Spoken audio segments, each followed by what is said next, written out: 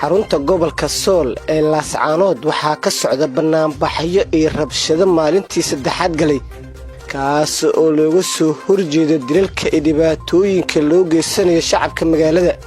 banaanbaxan ayaa xargaha goostay maanta waxa uu la sababay in isku dhacyo hubeysan xaafadaha qaar ee magaalada ay ka dhacaan xilli shacab cariisan ay gudaha u galeen xarumaha qaar ee magaalada.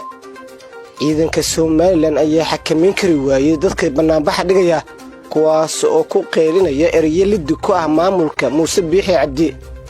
shacab cariisan ayaa burburiyay qaybo kamid ah magaalada waxayna sidoo kale ay gubeen taayiro iyada oo meelaha qaar isku dhacyo laga soo warinayo.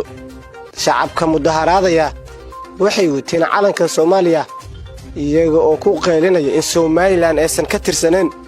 banaanbaxan rabshadaha wata waxa uu sababay dhimasho iyo dhaawac waxa uu la galay maalintii saddexaad waxa uu na yimid kadib markii dhowr habeen ka hor Laascaanood lagu dilay kamid ah dadka sida weyn loogu garanayo magaalada Laascaanood kaas oo ka tirsanaa xisbiga wadani. dadka ayaa ka cabanaya dilalka isdaba jooga ah ee magaalada ka dhacaya xilli aan la aqoon dadka waxa dilaya. ciidan ka tirsan Soomaaliland ayaa isku dhacyo hubeysan magaalada kula galay dhalinyaro hubeysan xilli ay xushid mudan tahay in shacab cariisan oo rag iyo haween isugu jiraan ay meelaha qaar ay ciidanka ku baacsanayaan. magaaladan oo ah xarunta gobolka Sool waxaa dhowr bilood ka hor laga soo masaafriyay dadka ka soo jeeda koonfurta Soomaaliya kadib markii Soomaaliland ay ku eedeysay in dilalka ka dhacay magaaladaas ay iyagu geystaan.